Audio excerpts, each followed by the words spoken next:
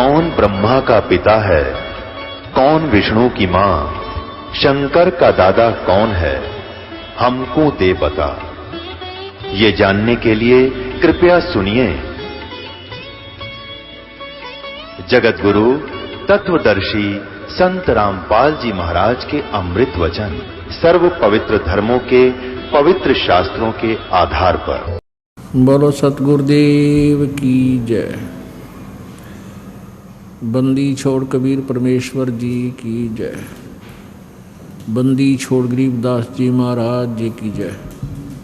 स्वामी रामदेवानंद जी गुरु महाराज जी की जय।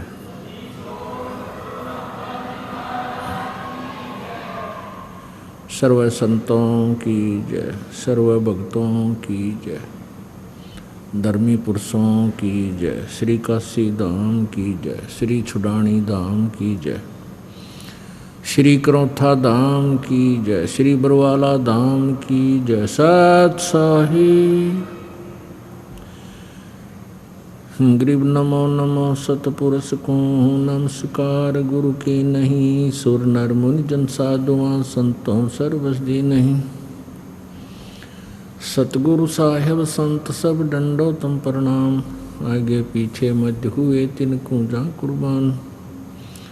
नराकार निर्विषम काल जाल वैभंजनम निर्लेपम निज निर्गुणम अकल अनुबेशोन्दनम सोहम सुरति समाप्तम सकल समाना नीरतलय उज्ज्वल हीरंबर हरदमम बेपरवा अथा है वार पार नहीं मज्जतम। गरीब जो सुमरह सिद्ध होई गणनायक गलता ना करो अनुग्रह सोई पारस पद परवाना। आदि गणेश मनाऊं गणनायक देवन देवा चरण कमल लो लाऊं आदंत करूं सेवा। परम शक्ति संगीतम रिद्धिदाता सोई अवगत गुण अतीतम सत्य पुरुष निर्मोही। जगदम्बा जगदीशम मंगल रूप गुरारी तन मन अर्पों शीसम भक्ति मुक्ति भंडारी। सुर नर मुनि जन ध्यावें ब्रह्मा विष्णु महेशा शेष सहस मुख गावें पूजें आदि गणेशा। इंद्र कुबेर सरीखा वरुण धर्म राय जावे। समर्थ जीवन जी का मन इच्छा फल पावे। 33 कोटि आधारा जावे शेष 88। उतरे भव जल पारा कट है यम की फांसी। 33 कोटि आधारा जावे शेष 88।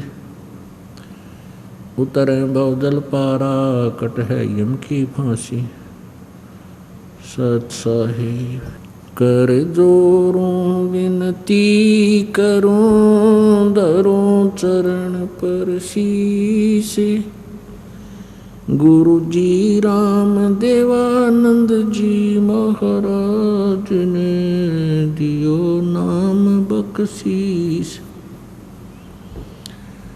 कोटि कोटि सिजदा करूं कोटि कोटि प्रणाम। चरण कमल में राखियो मैं बंदी जाम गुलाम। कुत्ता तेरे दरबार का मोतिया मेरा नाम। गले प्रेम की जेवड़ी जाखें चोवा जाऊं मैं। तो करो तो बावड़ू दूर दूर करो तो जाऊं। जो रखो तो ही रहूं जो देवो सो खाऊं। 7 द्वीप 9 खंड में गुरु से बड़ा न कोई। करता करे न कर सके गुरु करें सो होय। कबीर राम कृष्ण से कौन बड़ो उन्हों भी गुरु कीन। 3 लोक के वे धनी गुरु आगे आदीन।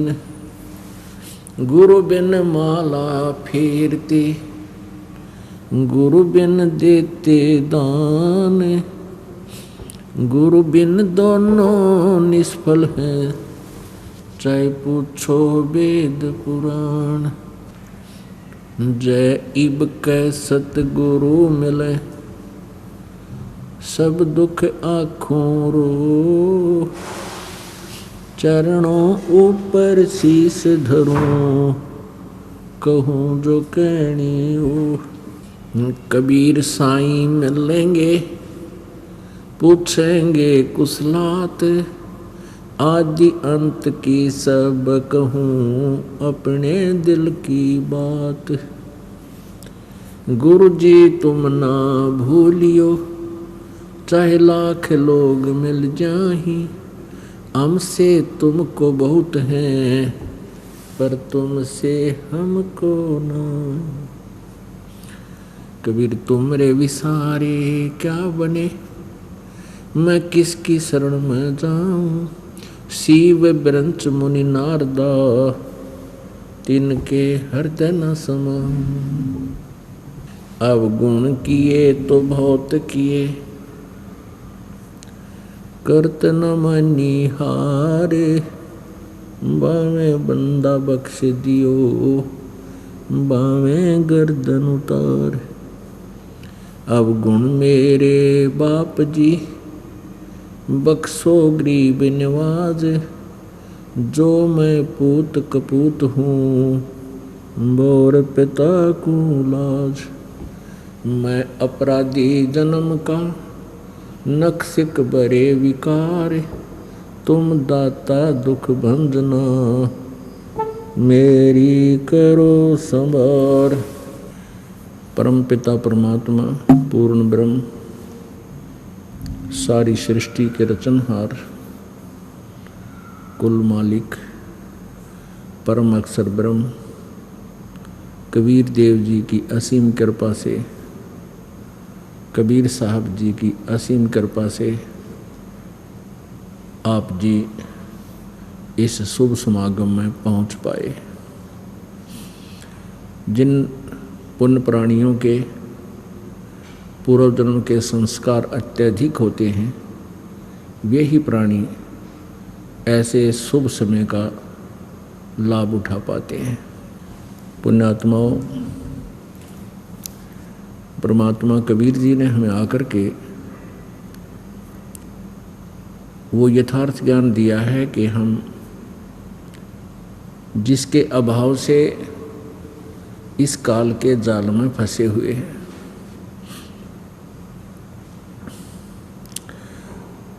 और उस ज्ञान को हम बार बार सुनेंगे, सुनकर उसके ऊपर फिर असर करेंगे, अमल करेंगे, उसका अनुसरण करेंगे, तो फिर हम अपने उस लोक में पहुंच जाएंगे जहां जाने के बाद इस प्राणी की कभी मृत्यु नहीं होती, वृद्धावस्था नहीं आती, युवा शरीर रहता है, कोई कष्ट नहीं, कोई रोग नहीं, किसी प्रकार की कोई टेंशन नहीं, कोई कार्य करने को नहीं। प्रत्येक सुविधा वहाँ उपलब्ध रहती है परमेश्वर के सच्चे दरबार में, सतलोक में। अब हम इतना कुछ ज्ञान सुनते हैं और फिर भी हमारी बुद्धि इतना काम नहीं करती जितना परमात्मा चाहते हैं। जिन प्राणियों को ये सत्संग सुनने को ही नहीं मिला, उनका तो दुर्भाग्य है ही है, और जिनको ये सुनने को मिल रहा है वो भी लग रहे हैं बेचारे, जैसे पहली कक्षा के बालक होया करें, और जैसे छोटे बच्चे होते हैं वो माता पिता से प्रसन्न किया करते हैं। छोटा सा बच्चा होता है, पिता कोई कार्य कर रहा है तो वो उस वस्तु के बारे में पूछते हैं। जैसे किसी ने ये पेन रखा है साथ में और बच्चा आता है छोटा सा, और उठते ही पूछता है पिताजी ये क्या है? तो पिताजी कहता है पेन है बेटा ये। वो फिर पूछता है वो फिर कहता है पेन है ये बच्चा का इतना ही प्रश्न होता है फिर कहता है पेन है ये पेन न्यू कह वो चल पड़ता है। उसकी बुद्धि इतना ही काम करती है, वो ये नहीं सोच रहा कि पिताजी गलत कह रहे हैं, पर वो कैच नहीं कर रहा पिताजी ये बता के रहे, वो ए करके चल ही देता है, कोई और खेल में लग जाता है और पिताजी से वो सब सुन भी जाता है।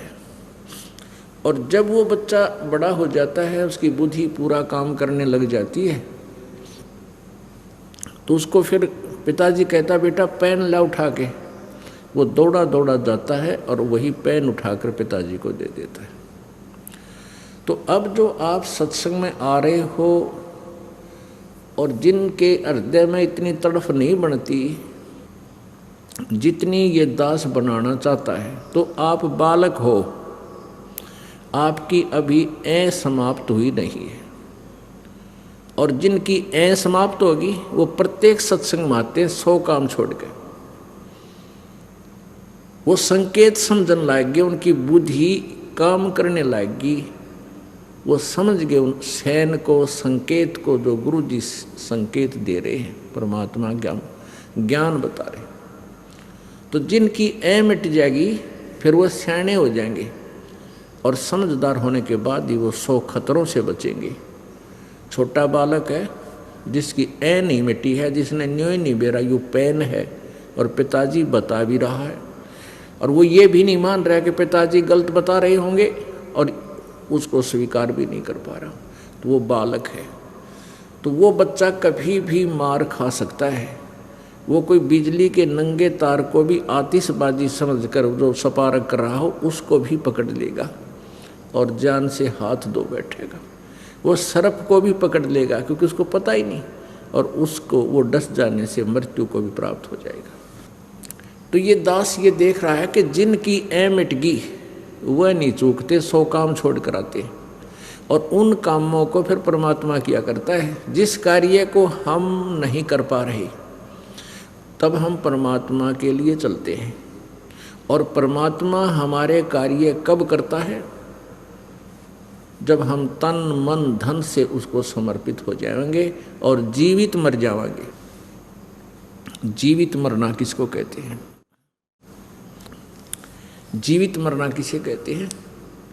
जैसे आप जिस सत्संग में आ रहे हो, आपके मन में 100 कल्पनाएं उठती हैं जो दूर देश से आते हैं, भाई कहीं इस कार्य में ये नुकसान ना हो जाए, ये कार्य ना बिगड़ जाए मेरा। तो उनको परमात्मा संकेत करते हैं कि ये देखो, एक व्यक्ति किसी कामवश चंडीगढ़ गया नाइट सर्विस से, और वापस आना था, किसी विशेष काम था घर पे, उसको रात को ही वापस पहुंचना था। कितना इम्पोर्टेंट वर्क होगा, कितना अनिवार्य कार्य होगा जिसके लिए रातों रात गया फिर वापस आ रहा था, और रास्ते में पानीपत के पास एक्सीडेंट, दुर्घटना में उसकी मृत्यु होगी। अब वो बिना रहे और इम्पोर्टेंट काम भी बिगड़ गया।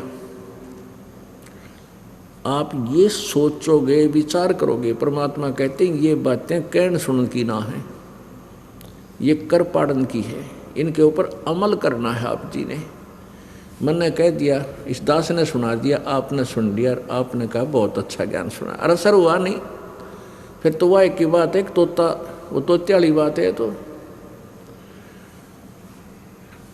एक कोई तोता बेचने वाला पिंजरे में तोता लिए जाओ था। एक व्यक्ति बड़ा धार्मिक था, उसने सोचा भाई तोते की आयु बहुत लंबी होती है और ये जंगल में सैर सपट्टे करने वाला जीव सारी उम्र इस कैद में रहेगा। उसने दया करके ने सोची इसको लेकर पिंजरे में, इसको मोल लेकर के और छोड़ दूंगा जंगल में। उसने उस तोता बेचने वाले से कहा भाई इस तोते की कितने कीमत है? बेचने वाले ने कहा 5 रुपये पिंजरे समेत। उसने 5 रुपये अदा करके और वो पिंजरे समेत तोता ले लिया। उस तोते को पढ़ाया, समझाया और पूछा, बेटा तू कैसे फंस गया इस शिकारी के जाल में। उसने तोते ने बताया कि गुरुजी मैं इसने वहाँ दाने डाले, जाल बिछा रखा था, हमने जाल देखा नहीं, दिखाई नहीं दे रहा था, हमने दाने दाने दिखे थे और हम दाने खाने के लिए वहाँ गए, इसने जाल में फंसा लिए। तो गुरुजी ने कहा, बेटा आगे से तुम ऐसे कोई दाने को डाल रहा हो, जाल बिछा रखा हो, तो उसमें दाने मत खाइयो कि वो दाने तुम्हें सदा सुखी कर देंगे। तुम जंगल में घूमने वाले हो, इधर उधर खा के अपना पेट भर लेना, तो तुम फंसोगे नहीं। अकान जी सही बात है। तो उसने वो सेंटेंस, वो पूरा जो है ना श्लोक गोट लिया, तोते को रटवा दिया। शिकारी आवेगा, दाने डालेगा, जाल बिछावेगा, हम दाने नहीं खाएंगे तो हम जाल में नहीं फंसेंगे। अब गुरुजी ने सोचा भी बच्चा सियाना हो गया है, खूब इसने ये पाठ याद कर लिया और कहा, बेटा मैं तुझे छोड़ दूंगा, इस पर पूरी तरह से आचरण करना जो मैं तेरे को ज्ञान दिया है। कहाँ जी, पक्का गुरुजी। और आपके आसपास के सभी पक्षियों को, तोतों को भी ये जो है ना अलर्ट कर देना, समझा देना। अकान जी जाते ही ये काम करूँगा। अब वो तोता छोड़ दिया। तोता पहुंचा अपने मूल स्थान पर, तो उसके साथी तोतों ने बड़ी खुशी मनाई, भाई कैसे पीछा छूटा तेरा। तो उसने बताया, भी मुझे एक दयालु आत्मा ने मोल ले लिया और उसने मुझे छोड़ दिया और साथ में एक मंत्र बता रखा है मेरे, और इस मंत्र का मैं आजीवन पालन करूंगा, फिर मैं जाल में नहीं फंसूंगा। और तुम भी सुन लो जब जान बचाना चाहते हो तो। सारे तोते बोले, वे हमने बता दी, ऐसा कोई खास फार्मूला है तो उसने बताया कि भाई परदी आवेगा, दाने डालेगा, जाल बिछावेगा, हम दाने नहीं खाओगे तो हम जाल में नहीं फंसेंगे। तो सब तोते बोले, वह कमाल की बात से है, तो बहुत बढ़िया बात बताई गुरुजी ने। ये वो सारे तोत्या ने वो मंत्र गोट लिया। एक शिकारी पहुंच गया वहां पर, साल 6 महीने के बाद तोते पकड़ने वाला। उसने जाके दाने डाल दिए, जाल बिछा दिया। और उसने देखा कि सभी तोते ये रट लगा रहे हैं कि शिकारी आवेगा, जाल बिछावेगा, दाने डालेगा, हम दाने नहीं खाएंगे तो हम फंसेंगे ही नहीं, हम दाने नहीं खाएंगे। अब शिकारी ने सोचा, भाई ये तो सारे तोते पढ़ा दिए किसी ने और शिक्षित हो गए, ये तो एक भी ना फंसा आज तो। उन्हें सोचा, इतनी दूर आया हूँ, चल थोड़ा ट्राई करके देख लेता हूँ, एक आधा पा जाए, अगर मूड वो तो फंसेगा। उसने दाने डाल दिए, जाल बिछा दिया। उन्हें सोची तो रोटी खा ले, फंसना तो कोई है ही नहीं। उसने क्या देखा, जो गुरुजी बन रहा था ना, जो पहले पिंजरे में तो छोड़ दिया था, अब वो ये रटना भी लगा रहा है कि शिकारी आवेगा और दाने जाल बिछावेगा, दाने डालेगा, हम दाने नहीं खाएंगे, जाल में नहीं फंसेंगे। तो सबसे पहले वो पहुंचा दाने खाने, फिर उसके सारे चेले गेल की गेल, फिर तो सारे इकट्ठे हो गए उसमें। अब शिकारी ने तुरंत वो जाल खींच लिया, सारे जाल के माँ, और वो दाने खा रहे हैं, जाल में फंस रहे हैं, फिर भी ये सेंटेंस पढ़ रहे हैं, शिकारी आवेगा, जाल बिछावेगा, दाने डालेगा, हम दाने नहीं खाएंगे, जाल में कैसे फंसेंगे। अब शिकारी ने सोचा, ये तो वह कति बांडे बांडे हैं, भौके भौके थे, इनका असर नहीं इनको। उसने वो सारे तोते ठाकर कमर पर घेर लिए, पाछे लटका कर जाल में चल पड़ा। अब वो जाल में फंसे फंसे भी यही सेंटेंस बोल रहे हैं, शिकारी आवेगा, जाल बिछावेगा, दाने डालेगा, हम दाने नहीं खाएंगे, जाल में नहीं फंसेंगे। वो शिकारी कह रहा, भौके जाओ ये बेशक, ये तुमने पता लग गया, तुम्हारे जुबान पे है, हृदय में जगह नहीं थी। अब वो गुरुजी कुदरती मिल गया उनको। उसने देखा, अरे मेरे वाला सेंटेंस मंत्र ये तोते बोल रहे हैं, सारे जाल के वहां फंसे पड़े हैं। तो उसने देखा है तो बड़े निकम्मे, और फिर भी बोले जा रहे हैं। तो पुण्यात्माओं, जो ये ज्ञान प्रतिदिन आपको दिया जाता है और आप जी को विशेष उद्देश्य से यही बताया जाता है कि मनुष्य जीवन बार बार नहीं मिलता, और इच्छा छुटवाओ इस गंदे लोग ते, इस काल के जाल से। यहाँ कोई जीव सुखी नहीं। किसी भी प्राणी ने देख लो आप, चाहे अपना राष्ट्रपति दिखाई देता हो जो घोड़े की बुग्गी में चलता हो, वो जरा सा भी सुख नहीं है। ना प्रधानमंत्री को, ना मुख्यमंत्री को, मंत्रियों को, किसी को भी सुख नहीं, ना किसी पैसे वाले को। निर्धन सुखी हो ही नहीं सकता। सुखी केवल वह व्यक्ति हो सकता है जो परमात्मा के द्वारा दिए गए तत्व ज्ञान के ऊपर कदम टू कदम यानी स्टेप बाय स्टेप चल रहा होगा, फिर वो मार नहीं खाता। तो जो पुण्यात्माएं सत्संग में आ रहे हैं वो बालक हैं छोटे छोटे, और वो सुनते भी हैं, ज्ञान भी सुनते हैं, गुरु जी क्या बता रहे हैं, लेकिन वो इस पर अमल नहीं कर पा रहे हैं। अमल करे बिना, इसको अपना प्रैक्टिकल किए बिना बात बने कोई नहीं, चाहे कितना ही कुछ कर लो। परमात्मा स्वयं ही आकर हमें क्या बताते हैं। जैसे आदरणीय गरीबदास साहिब जी को परमेश्वर कबीर जी सतलोक से चलकर आकर मिले, गांव छुड़ानी, जिला झज्जर, प्रांत हरियाणा, भारत में। वो परमात्मा सतलोक से चलकर आए और अपनी प्यारी आत्मा गरीबदास जी जब 10 वर्ष के थे, गौओं के पाली गए हुए थे, चरा रहे थे उनको, ये गवाले थे, तो खेतों में आकर मिले थे और उन्होंने उस प्यारी आत्मा को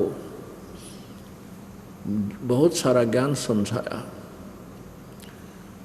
गरीबदास जी और अन्य वहाँ उपस्थित ग्वालों ने कहा, हे महात्मा जी, आप यात्री हो, अतिथि हो, राह चलते हो, आप खाना खाओ।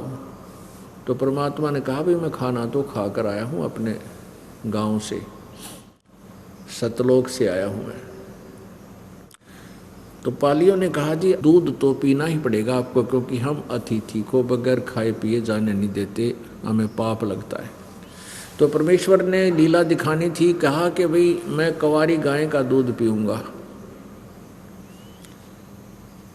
पाली ग्वाले कहने लगे कि महात्मा जी आपका दूध पीने की नीत को नहीं, मजाक करते हो, कंवारी गाय कभी दूध देती है।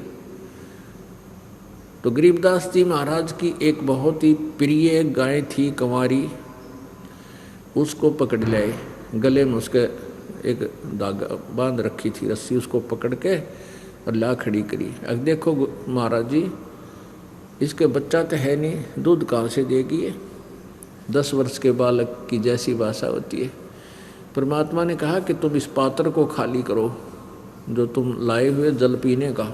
एक लस्सी भी ले जाते थे गांव से, घर से अपना, इसको खाली करो, साफ करो। वो खाली करके साफ करके और कहा इसके नीचे रखो गाय के। उस गाय की लेवटी के नीचे रखा औड़ी के तले। परमात्मा कबीर जी ने उसकी कमर पर थपकी मार दी, अपने आप दूध की धार बंध गई, लंबे लंबे सतन हो गए उस कुंवारी गाय के। जब वो पात्र भर गया 5-7 किलो का, वो छोटा सा घड़ा था, उसी समय दूध बंद हो गया। आधा कबीर जी ने पिया, आधा शेष छोड़ दिया के लिए बच्चों पालियो तुम पी लो। वो बड़े बड़े पाली थे, वो कहने लगे ये पाप का दूध हम ना पीवा, जादू जंत्र का है, जंत्र मंत्र करके निकाला आपने। गरीबदास जी बालक थे, कहने लगे मुझे जो भगवान मैं पीऊँगा। अब गरीबदास जी ने वो दूध पी लिया। गरीबदास जी ने दूध पी लिया और फिर परमात्मा से प्रश्नोत्तरी की, ज्ञान के बारे में जानकारी चाहिए। तब परमेश्वर ने बताया कि आप क्या पूजा करते हो। कबीर जी ने पूछा गरीबदास बालक से, 10 वर्ष के बच्चे थे। वो कहने लगा, जी हम भगवान शिव जी की पूजा करते हैं, हम भगवान विष्णु की भी पूजा करते हैं, राम कृष्ण की पूजा करते हैं, और अपनी जो भी उनकी एकादशी द्वादशी थी उसकी भी पूजा बताई। तो परमात्मा ने कहा, बेटा पूजा के योग्य केवल एक ही प्रभु है, वो परम अक्षर ब्रह्म पूर्ण ब्रह्म है, और उसी का संदेशा देने के लिए मैं इस संसार में आता जाता रहता हूँ। उसी परमात्मा की भक्ति से मोक्ष होगा। राम और कृष्ण, ब्रह्मा विष्णु महेश, ये राम कृष्ण विष्णु जी के अवतार, ये पूर्ण परमात्मा नहीं है, ये कंप्लीट गॉड नहीं है। इनकी साधना से तुम्हारी जन्म मृत्यु की ये परंपरा समाप्त नहीं हो सकती, जन्म मरण का रोग नाश नहीं हो सकता, और यहाँ प्रत्येक प्राणी बहुत दुखी है। ये गायें हैं और पशु पक्षी अन्य हैं, ये भी कभी मनुष्य थे। आज देखो ये गर्मी सर्दी इनको कितना दुखी कर रही है।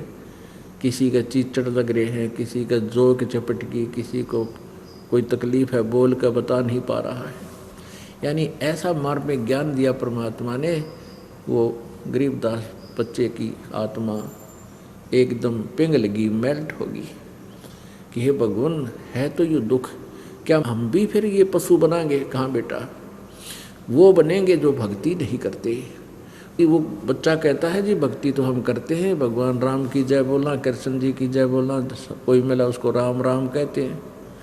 परमात्मा ने कहा, बेटा ये राम और कृष्ण ये कंप्लीट गॉड नहीं है, इनसे ये दुख मिट नहीं सकता, इनका अपना भी नहीं मिटा हुआ, ये भी अपने कर्म के दंड को भोगते रहते हैं, और इनकी जन्म मृत्यु होती है। ये अविनाशी परमात्मा नहीं है, एक अविनाशी परमात्मा और है, और उसी का संदेशा देने के लिए मैं आया हूँ।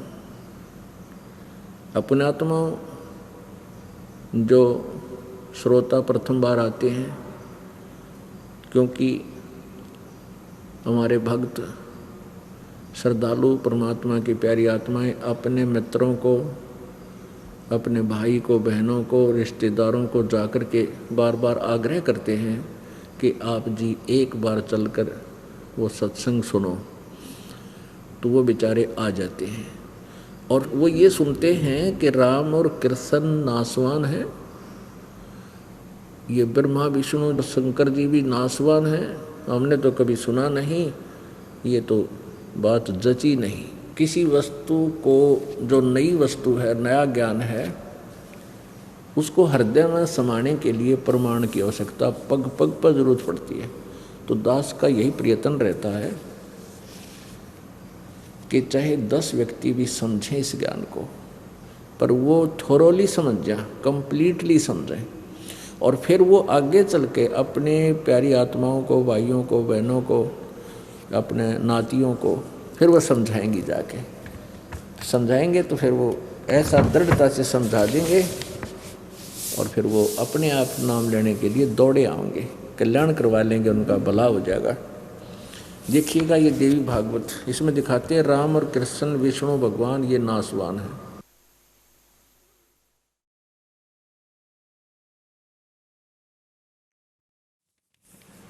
संक्षिप्त देवी भागवत, सचित्र मोटा टाइप, संपादक हनुमान प्रसाद पोदार, चिमनलाल गोस्वामी। ये कहाँ से प्रकाशित है? गीता प्रेस, गोरखपुर से।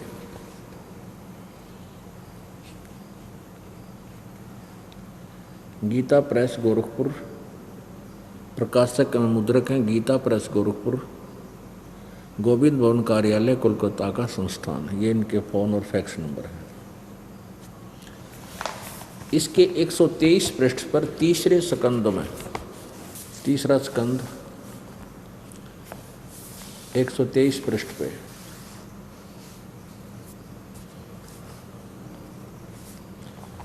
तुम शुद्ध स्वरूपा हो, यह सारा संसार तुम्ही से उद्भासित हो रहा है। विष्णु जी अपनी माता दुर्गा की महिमा स्तुति कर रहे हैं।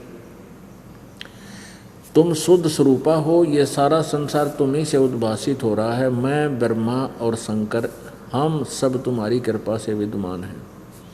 हमारा आविर्भाव अर्थात जन्म और तिरोभाव अर्थात मृत्यु हुआ करता है। हमारा तो जन्म और मृत्यु हुआ करता है, केवल तुम ही नित हो, जगत जननी हो, प्रकृति और सनातनी देवी हो। ये प्रकृति शब्द याद रखना कि दुर्गा को कहते हैं। भगवान शंकर बोले, देवी यदि महाभाग विष्णु तुम ही से प्रकट हुए हैं, विष्णु जी का जन्म भी आपसे हुआ है, तो उनके बाद उत्पन्न होने वाले ब्रह्मा भी तुम्हारे ही बालक हुए। फिर मैं तमोगुणी लीला करने वाला शंकर क्या तुम्हारी संतान नहीं हुआ? अर्थात मुझे भी उत्पन्न करने वाली तुम ही हो। शिवे संपूर्ण संसार की सृष्टि करने में तुम बड़ी चतुर हो। नीचे देखो, इस संसार की सृष्टि सचिथि और संहार में तुम्हारे गुण सदा समर्थ हैं। उन्हीं तीनों गुणों से उत्पन्न हम ब्रह्मा विष्णु एवं शंकर नियमानुसार कार्य में तत्पर रहते हैं।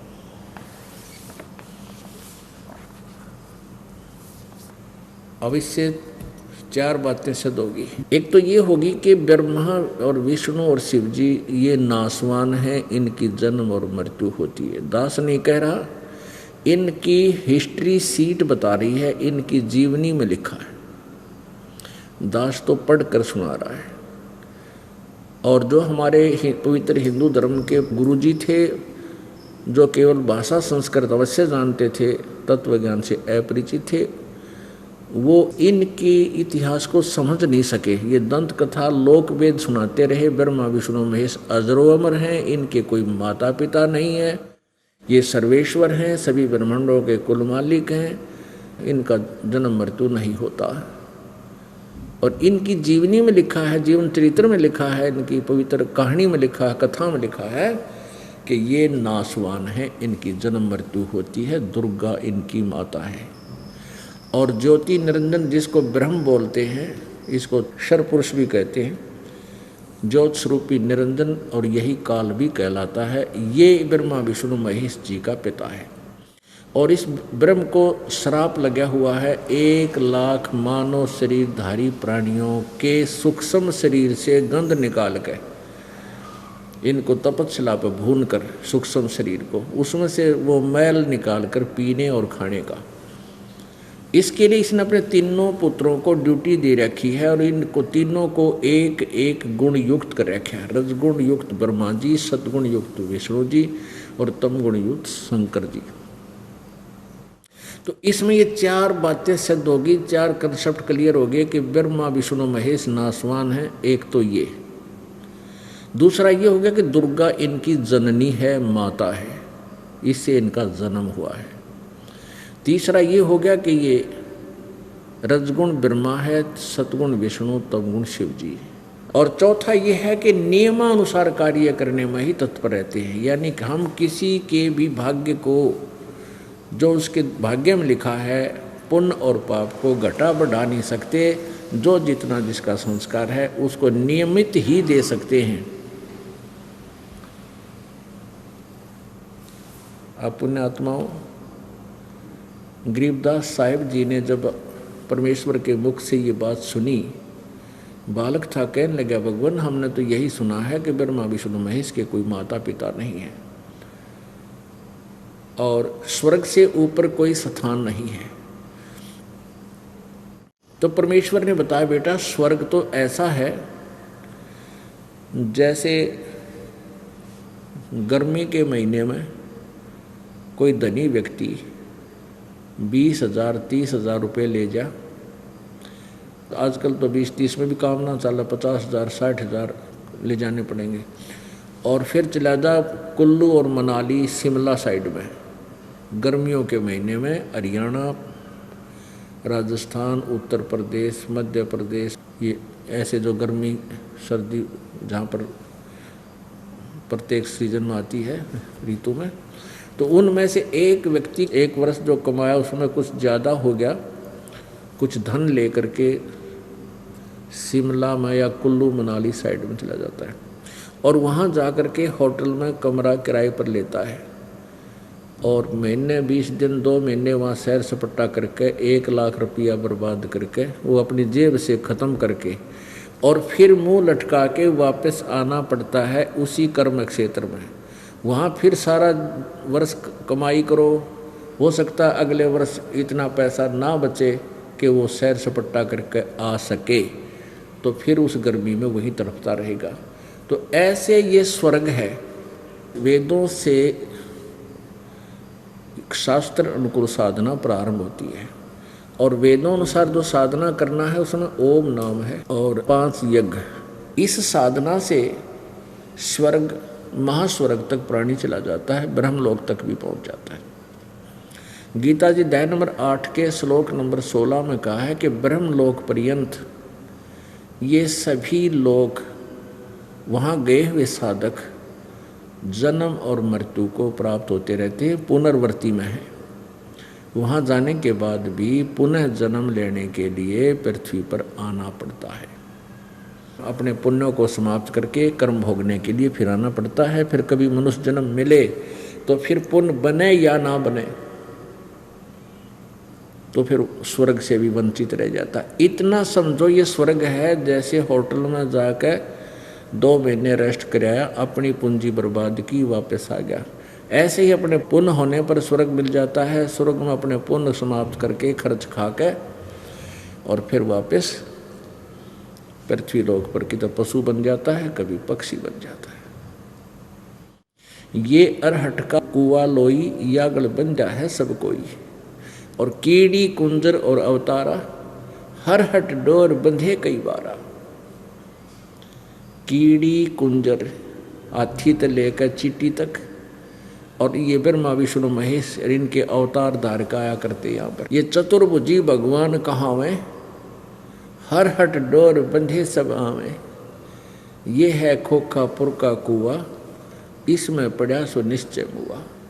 अब ब्रह्मा विष्णु महेश तक भी ऐसे ही चक्कर काट रहे हैं।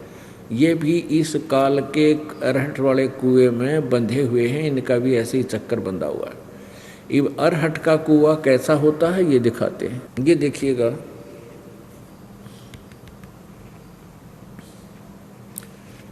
ये जो पोर्शन आपको दिखाई दे रहा है ये एक कुआं है। ये इतना ये कुआं है, इसमें ये जल भरा हुआ है। और ये हरहट एक रहट होता था, अरहट बोलते हैं इसको। यहाँ एक पुली लगा दी जाती थी, इस पुली के ऊपर के चैन चलती थी, ये चैन, और चैन के बाल्टियाँ वेल्ड कर दी जाती थी। ये बाल्टियाँ वेल्ड कर रखी हैं। ये चैन चलती थी, इसको बैलों से चलाया जाता कोल्लू की तरह। तो ये पुली चलती थी तो ये चैन भी नीचे आती थी। बाल्टी यहाँ से बाल्टियाँ भरती और ऊपर जाके यहाँ खाली हो जाती, और ये जल बाहर खेतों में चला जाता, सिंचाई के काम लेते हैं। यहाँ क्या बताया है कि जैसे नीचे से पानी भरा बाल्टियों ने, ऊपर आकर खाली होगी, फिर भर के लेगी, फिर ऊपर गई, फिर खाली होगी, फिर भर के आई, फिर खाली होगी, फिर नीचे से भरी, फिर ऊपर जाकर खाली होगी, फिर भरी। तो ये चलता ही रहता था सारा दिन। तो इसमें क्या बताते हैं कि जैसे आप पुण्य इकट्ठे किए पृथ्वी लोक पर आके, ऊपर स्वर्ग में खाली किए, पाप नरक में खाली किए, और फिर बाल्टी खाली वापस आ गई, फिर नीचे तो बरी फिर चले, फिर नीचे बरी फिर चले। तो इसमें कहते हैं चतुर्भुजी भगवान कहाँ हैं, ये ब्रह्मा विष्णु महेश भी, और हर हट डोर बंधे सभा में, इनकी भी जन्म मृत्यु होती है, और ये भी ऐसे ही अन्य योनियों को भी भोगते रहते हैं। ये अरहट का कुआ लोई यागड़ बन जा है सब कोई, कीड़ी कुंजर और अवतारा हर हट डोर बंधे कई बारा। और परमात्मा क्या बताते, अमर करूं सतलोक पठाऊं तात बंदी छोड़ कहां। अब गरीबदास जी महाराज बालक थे छोटे से, और बच्चे के अच्छा और बुरा रंग जल्दी चढ़ा करे, और कुछ पुण्य आत्माएं होती हैं जिनको परमात्मा स्पेशल आकर मिलते हैं, और उनको अपने ज्ञान से, अपने यथार्थ भक्ति से परिचित कराया करते हैं। फिर वो पुण्यात्मा अपने अक्षेत्र में, जिस भी समाज में उत्पन्न है, अपनी लैंग्वेज में बोल बोल फिर वो परमात्मा के बारे में कलम तोड़ व्याख्या करता है, पूरी दृढ़ता के साथ व्याख्या करता है। ये लक्षण है उस पूर्ण ब्रह्म के कि वो परमात्मा सतलोक से अपने निज धाम से गति करके आता है और अपनी विशेष पुण्यात्माओं को, वर्णीय पुरुषों को, दृढ़ भक्तों को, सच्ची आत्माओं को, दृढ़ आत्माओं को, जो उनके विशेष भक्त हैं, उनको आकर मिलता है, फिर उनको ज्ञान बताता है। अब ये भी आपको प्रमाण देना पड़ेगा। देखिएगा ऋग्वेद 9-10 मंडल अनुवाद करके इनका ये इकट्ठे जल्द किए हुए हैं 9-10 मंडल। ये लिखा महर्षि दयानंद सरस्वती। ये कहाँ से प्रकाशित है?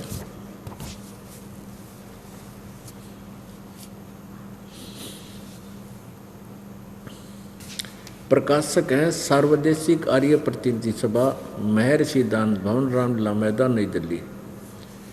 ये इनके फ़ोन और फैक्स नंबर है। यहाँ से ये हमने ख़रीदा है। और ये क्या लिखा है इन्होंने कि ऋग्वेद आर्य भाषा भाष्य, यानी अनुवाद करता कौन है? महर्षि दयानंद सरस्वती।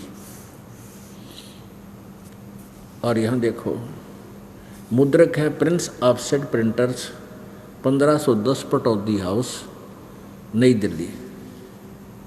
ये इनका फ़ोन नंबर है। अब हम अपने मतलब की बातें करेंगे। यहाँ देखना ऋग्वेद मंडल नंबर 9 सूक्त नंबर 86 में और मंत्र नंबर 26, इसमें क्या लिखा है? यज्ञ करने वाले यजमानों के लिए परमात्मा सब रास्तों को सुगम करता हुआ उनके विघ्नों को मर्दन करता है। अब देखिएगा यजुर्वेद, अब ये यजुर्वेद है, इसमें ऊपर रह लगा है और ये संधि छेद कैसे करते हैं? इसमें 2 अपसर्ग लगा देते हैं, यजु अलग कर देते हैं, वेद अलग। तो इस अगर कहीं यजुर्वेद की महिमा गाई जा रही हो तो वहाँ अकेला यजु भी लिखा हो तो लिखना पड़ेगा वो यजुर्वेद है। ये अंडरस्टूड है।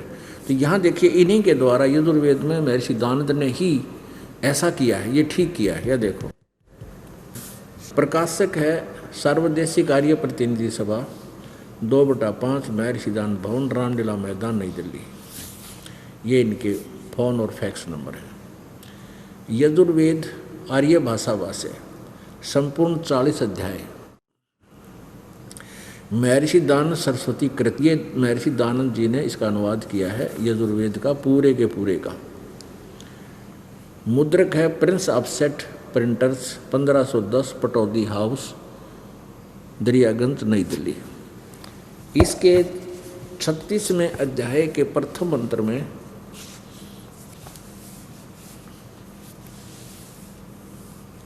ये 60-30 अध्याय, 60-30 माने 36, 36वां अध्याय और मंत्र नंबर ये 1 है। अथ 60-30 से अध्याय आरंभ है। इसके प्रथम मंत्र में ये यजु शब्द है, ये यजु शब्द है। इस यजु को यहाँ अनुवाद करते समय स्वामी जी ने, ए मनुष्य जैसे मेरे आत्मा में प्राण और अपान ऊपर नीचे श्वास दृढ़ हो, मेरी वाणी मानस बल को प्राप्त हो, उस वाणी और उन श्वासों के साथ मैं शरीर बल को प्राप्त हूँ, ऋग्वेद रूप वाणी को प्राप्त हूँ। आगे देखो मनन करने वाले अंतःकरण के तुल। यहाँ यजु शब्द है, यजु, इसने यहाँ यजुर्वेद लिख दिया क्योंकि यहाँ उस यजुर्वेद के बारे में जानकारी है। वेदक ओनली यजु लिखा है तो ये यजुर्वेद है। तो अगर इस यजु का अर्थ लिख दे यहाँ यज्ञ स्तुतियों को प्राप्त हों, तो यज्ञों स्तुतियाँ हैं कहाँ, किसमें है वो गुण? वो यजुर्वेद नामक पुस्तक को लिखना पड़ेगा। यजु के स्थान पर यजुर्वेद इन्होंने ठीक लिखा, लेकिन यहाँ ये स्वामी जी विचलित है क्योंकि वो परमात्मा का नाम कुछ नहीं मानता। ये कबीर परमात्मा का नाम है, हम इसको कबीर देव कहने लगे। तो यहाँ देखिए, यहाँ भी ऋग्वेद मंडल नंबर 9 सूक्त 82 के मंत्र नंबर 2 में यहाँ लिखा है कबीर वेधस्या। कबीर ये ऊपर रे लिखा है, तो इस रे को यहाँ 2 अक्षर लगा दिए इन्होंने, ये कवि बना दिया, ये कवि। तो यहाँ कबीर देव लिखना पड़ेगा, जिसको ज्ञान है वो लिखेगा। इनको ज्ञान तो था ही नहीं कुछ भी इसको तो परमात्मा के बारे में, तो यहाँ कबीर देव लिखना चाहिए था। वो आप कबीर देव हैं, हे परमात्मन उपदेश करने की इच्छा से आप महापुरुषों को प्राप्त होते हो और आप अत्यंत गतिशील पदार्थ के समान, यानी बहुत तेज गति से आध्यात्मिक यज्ञ को, जहाँ धार्मिक क्रियाएं होती हैं, उन भक्तों के पास पहुँच जाते हैं, प्राप्त होते हैं। आप कबीर देव हैं, आप कबीर देव लिख दें यहाँ पर, कबीर ना लिखो न शर्माव है, आप कबीर देव लिख दो। कबीर देव हैं, शुद्ध स्वरूप हैं, हमारे पापों को दूर करके हे सोम आप हमको सुख दें। अच्छा, अब तीसरे में लिखा है ऋग्वेद मंडल नंबर 9 सूक्त 82 के मंत्र 3 में लिखा है कि पवित्र यज्ञों में रक्षा से आप प्राप्त होते हैं, यानी आते हो वहाँ पर जहाँ सच्ची साधनाएं के जो अनुष्ठान होते हैं, और पृथ्वी लोकांतर में गति करते हुए, सर्वव्यापक नहीं, गति यानी वहाँ से चल कर लोकांतर में चलते हुए आप है, आप माने आप, सर्वव्यापक नहीं। इनकी थ्योरी गलत थी, इसलिए इन्होंने बीच में डंगा डाल लिया अपना।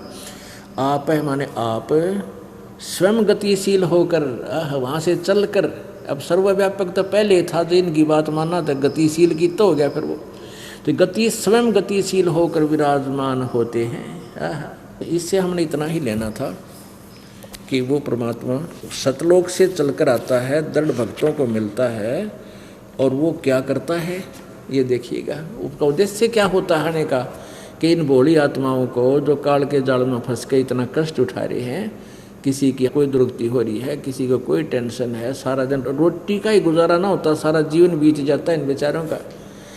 जैसे चींटी ने देख ले, सारा दिन इधर उधर गोली हो ही रहे, कभी किसी पशु पक्षी के पैर के नीचे आकर मर जाती। ऐसे ही मनुष्य एक पेट के लिए मारो मार देख लो कि, तो किसी शहर में जाकर देख ले, बड़े से घुए नून जा रहे हैं लाखों की संख्या में, कोई कारों में, कोई मेट्रो में, कोई क्या दुनिया भाग रही है, फिर इधर भाग रही है, और रास्ते में कितना मर जाते हैं, हार्ट अटैक हो जाता है या बीमारी हो जाती है या कुछ और एक्सीडेंट में, और वो पेट पूरा ना होता है इनका, या इतने दुखी।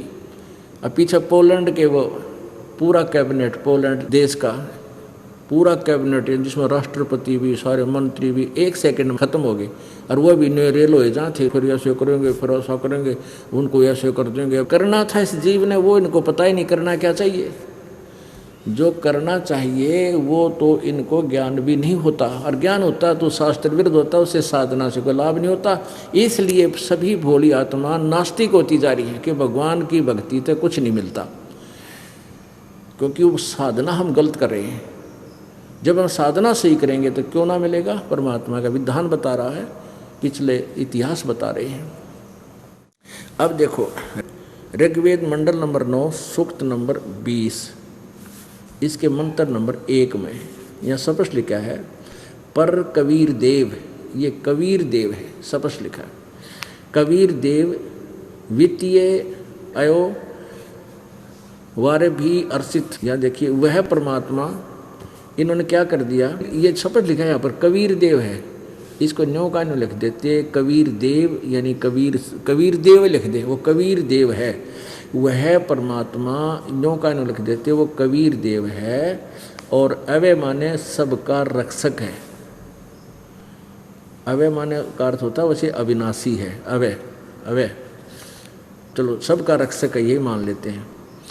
और ये देव भी तो नहीं, तृप्ति के लिए देव तो यहाँ जाना चाहिए था, कबीर देव, ये कबीर साहब, कबीर भगवान तृप्ति के लिए, यानी विद्वानों की तृप्ति के लिए ज्ञान को देता है, यानी वो परमात्मा तृप्ति के लिए ज्ञान को देता है, वहाँ से चलकर आता है वो कबीर देव, ज्ञान देता है।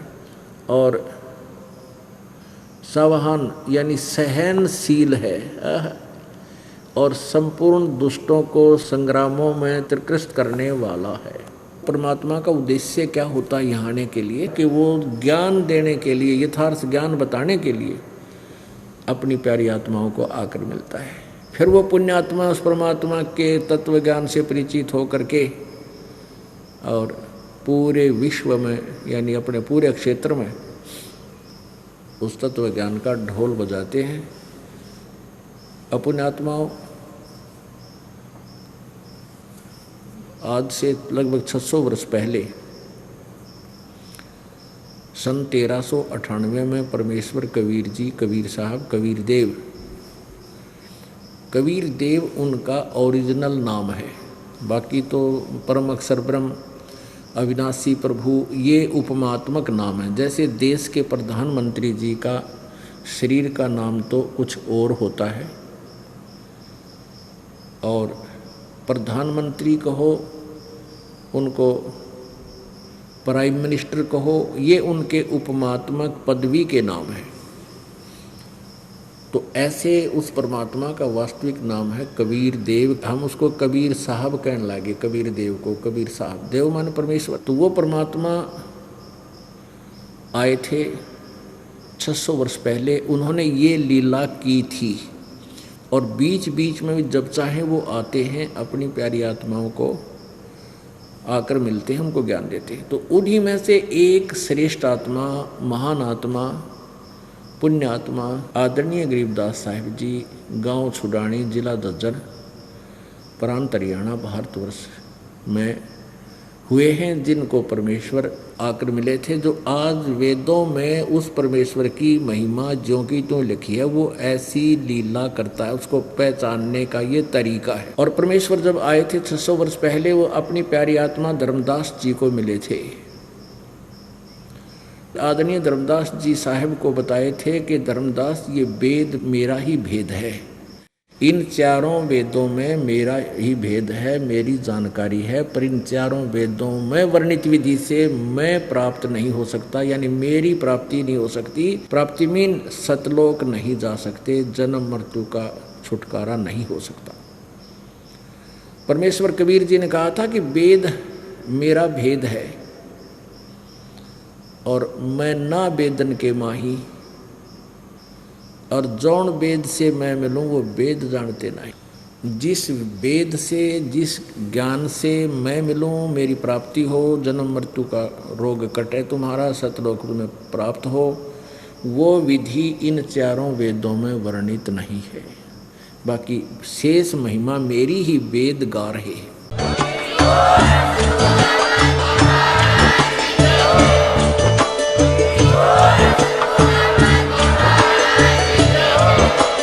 आप सुन रहे थे जगत गुरु तत्वदर्शी संत रामपाल जी महाराज जी के मंगल प्रवचन। अधिक जानकारी के लिए विजिट कीजिए हमारी वेबसाइट www.jagatgururampalji.org। संत रामपाल जी महाराज जी के शुभ आशीर्वाद से पूरे विश्व भर में 500 से भी ज्यादा नाम दीक्षा केंद्र हैं, जिन पर संत रामपाल जी महाराज जी द्वारा ऑनलाइन निःशुल्क नाम दीक्षा दी जा रही है। अपने नजदीकी नाम दीक्षा केंद्र का पता करने के लिए संपर्क करें 8222880541।